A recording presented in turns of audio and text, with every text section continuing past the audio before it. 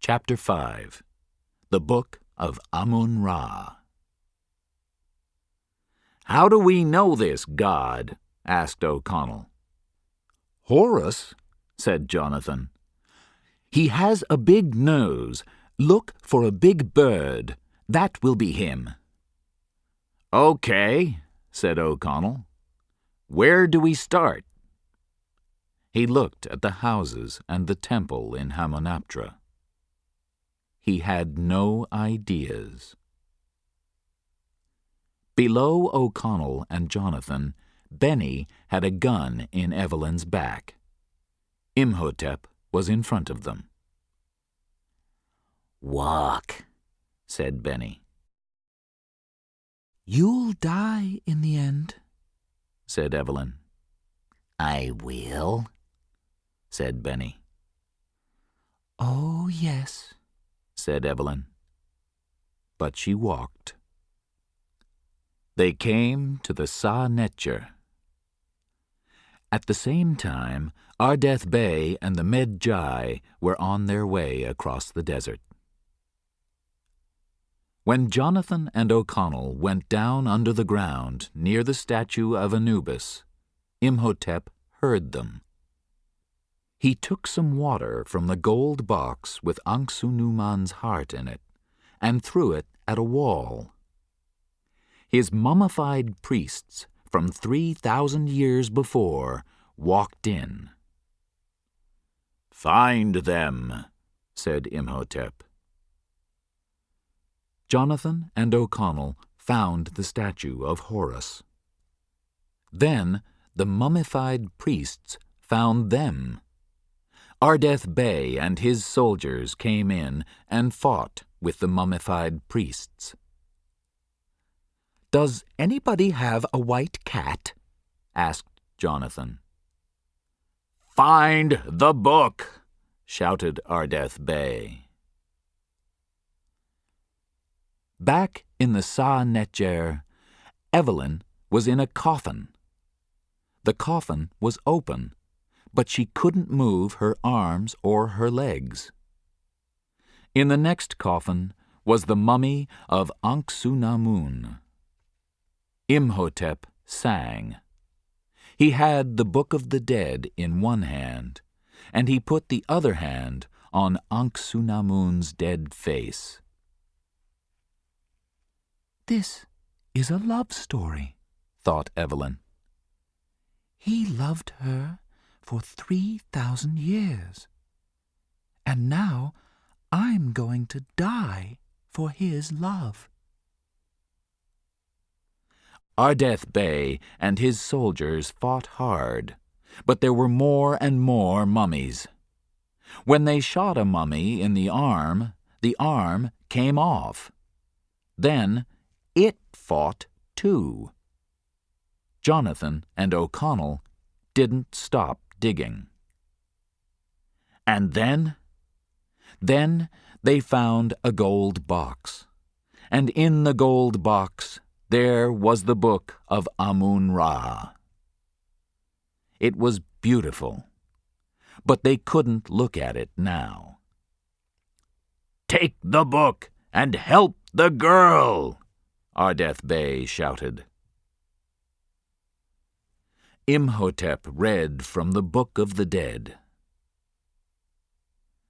"When you die," he told Evelyn, "Anksunamun will live, and I will never die." Anksunamun's eyes opened. Imhotep opened the coffin and took a knife. He stood with it over Evelyn's heart.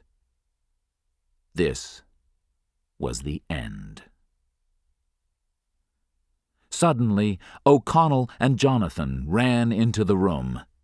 Imhotep turned to them. "I found it, Evie!" Jonathan shouted. He showed her the Book of Amun-Ra. "I found it!" "Stop talking!" Evelyn shouted at her brother. "Get me out of here!" Imhotep put the knife down, and walked to Jonathan. "Open the book, Jonathan," Evelyn shouted. "That's the only way." Jonathan tried, but he couldn't open it. "Is there a key?" he asked. Imhotep smiled. He had the key. He moved nearer to Jonathan. O'Connell took a sword from a statue's hand and started to cut into Evelyn's coffin. "Imhotep's going to kill Jonathan," thought Evelyn. She thought quickly. "Jonathan, are there any words on the front of the book?" Jonathan ran away from Imhotep and looked at the book at the same time. "Words?" he said. "Yes." O'Connell started to break the coffin. Imhotep turned and called the mummified priests back into the Sa-Netjer. Jonathan tried to read the Egyptian writing on the front of the Book of Amun-Ra. Why didn't he listen carefully in Egyptian classes at school? O'Connell pulled Evelyn from the coffin. Jonathan read the words. "Rashin Ulu Kashka," he said. The big doors to the room opened. 10 mummified soldiers walked into the room. A new kind of mummy, worse than the other soldiers. "Tell the soldiers that you're the boss," said Evelyn. "Who? Me?" said Jonathan. "Finish the words on the front of the book, you stupid boy." "Oh, yes," said Jonathan. "The book! The book!" Above Jonathan, in a room full of gold, Benny was a happy man. Here was the gold of the pharaohs.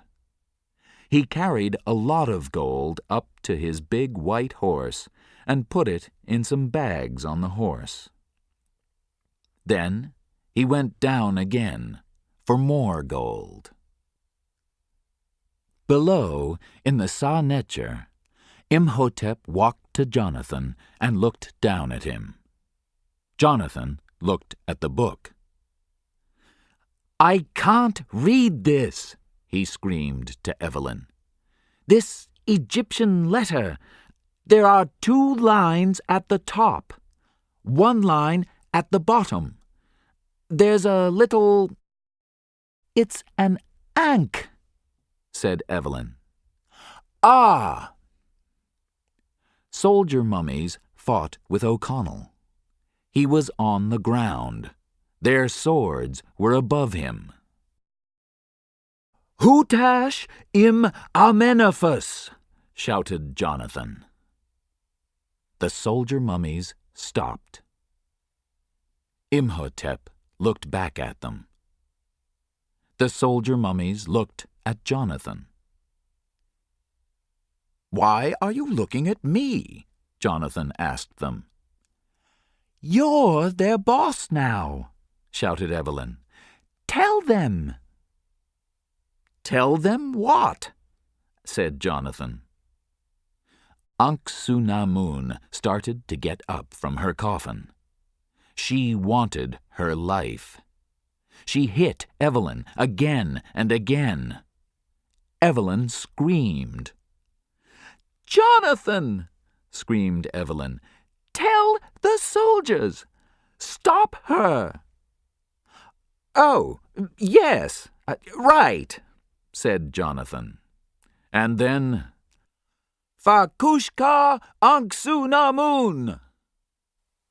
Ankh-Su-Namun took her knife and put it above Evelyn's heart.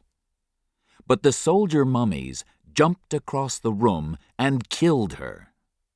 Imhotep screamed when he saw the love of his life die again. He jumped on Jonathan and took the book of Amun-Ra from his hands. "Now you die," he said. O'Connell ran across the room and cut Imhotep's arm off with the statue's sword. Imhotep smiled. Nobody could kill him. He took Jonathan in his other hand. "Okay, so he can fight with his left hand," said O'Connell. But the book of Amun-Ra was now on the floor, and the key was on the floor too.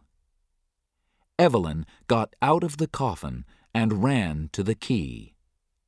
She opened the book. O'Connell pulled Imhotep away from Jonathan. Imhotep turned and threw O'Connell across the room. Evelyn looked into the book of Amun-Ra. "Can you fight with Imhotep for 3 or 4 minutes? Please," she shouted to O'Connell. Imhotep threw O'Connell across the room again with his one arm. "No problem," O'Connell answered. Imhotep took O'Connell's sword. "You are going to die," he said. Evelyn read from the gold book. "Kadish Mal," she shouted. "Kadish Mal, Parid Us, Parid Us." Imhotep turned. He was very afraid. How did she know these words? They were the end for him. The god Anubis came into the room.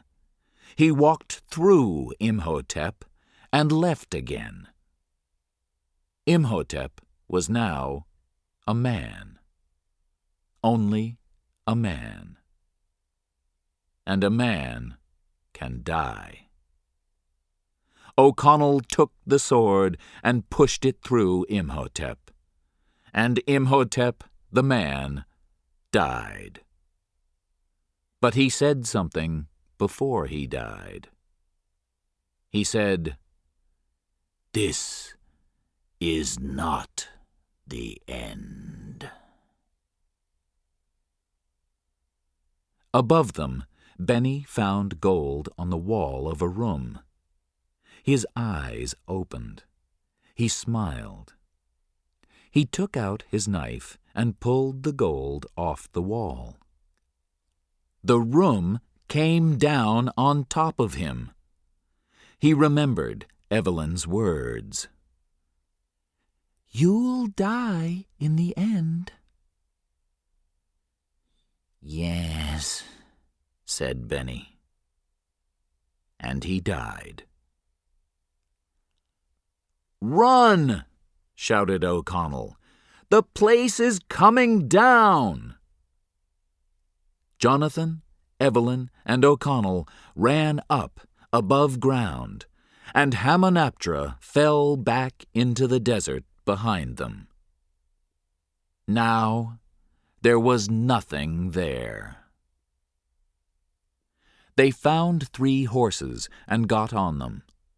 Then they started across the desert, away from Hamunaptra. A hand fell on Jonathan's arm. Jonathan screamed. "Oh, it's you," he said. "Thank you very much." "No, I thank you," said Ardeth Bey. He looked at O'Connell and Evelyn. "From all my people, I thank you. Imhotep is dead, and now there are no undead or scarabs in the city of Cairo." "Oh, that's okay, my friend," said Jonathan. "Thanks are fine," he thought, "but we didn't get any gold." Ardeth Bay smiled and went off into the desert. "My horse is walking slowly," said Jonathan. Then he stopped and looked in the bags on the big white horse. "Evelyn!" he shouted. "Gold!" But Evelyn was busy. She put her arms around O'Connell, and they kissed. Maybe this wasn't the end. Maybe it was the beginning.